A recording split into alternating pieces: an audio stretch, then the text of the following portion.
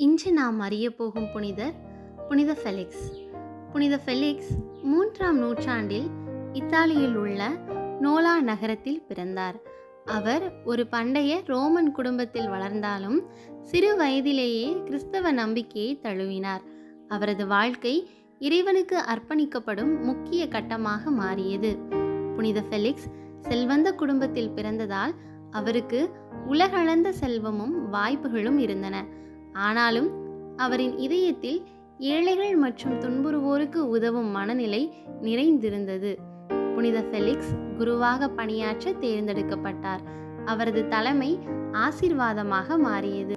ஏனெனில் அவரிடம் இருந்த இறை நம்பிக்கை, பகுத்தறிவு மற்றும் தியாக உணர்வு மக்கள் மனதை ஈர்த்தது. அவர் அப்பகுதி ஆயராக இருந்த புனித மேக்ரியாஸின் கீழ் பணியாற்றினார். மேக்ரியாஸ் புனித ஃபெலிக்ஸின் சாமர்த்தியத்தை கவனித்து இறுதியில் ஆயர் பொறுப்பையும் ஒப்படைத்தார். அந்த காலத்தில் ரோம பேரரசன் டெசியஸ் கிறிஸ்தவர்களை மிக கடுமையாக துன்புறுத்தி வந்தான். பல கிறிஸ்தவர்கள் சிறையில் அடைக்கப்பட்டனர். பலரை கொடுமைப்படுத்தி தங்களின் நம்பிக்கையை துறக்க செய்தான்.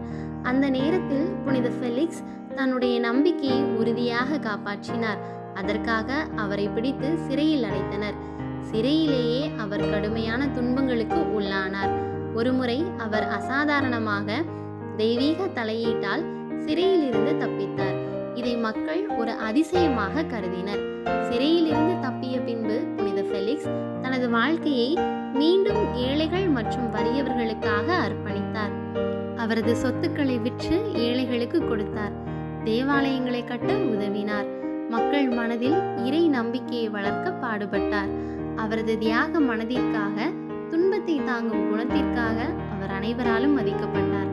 புனித ஃபெலிக்ஸ் தனது வாழ்நாளின் இறுதி வரை தன்னடக்கமாக வாழ்ந்து வந்தார். அவரது மரணம் ஒரு பெரிய இழப்பாக கருதப்பட்டது. ஆனால் அவர் இறந்த பின்பும் அவர் வாழ்ந்த வாழ்வியல் அனைவருக்கும் ஒருவித வழிகாட்டுதலாக மாறியது. புனித ஃபெலிக்ஸ் இறப்புக்கு பிறகு பல அதிசயங்கள் நிகழ்ந்தன. அவரது ஜீவ சமாதி பலருக்கு சிகிச்சை அளித்ததாக கூறப்படுகிறது. கத்தோலிக்க திருச்சபை அவரை புனிதராக அறிவித்து நினைவு தினத்தை ஏற்படுத்தியது. புனித ஃபெலிக்ஸின் விழா தினம் ஜனவரி 14ஆம் தேதி கடைபிடிக்கப்படுகிறது. உலகம் முழுவதும், குறிப்பாக இத்தாலியில் அவரின் நினைவு தினம் ஆராதனைகள், பிரார்த்தனைகள் மூலம் சிறப்பாக கொண்டாடப்படுகிறது. புனித ஃபெலிக்ஸின் வாழ்க்கை நமக்கு கூறும் சுருக்கமான பாடம் யாதெனில், இயற்கை நம்பிக்கையில் உறுதியாக இருங்கள், இறை நம்பிக்கையில் உறுதியாக இருங்கள். துன்பங்கள் வந்தாலும் அதன் மூலம் தெய்வத்தை அடையுங்கள். எளிமையும் தியாகமும் கொண்ட வாழ்க்கை உங்கள் ஒளியாக மாறும். புனித ஃபெலிக்ஸ் எங்களுக்காக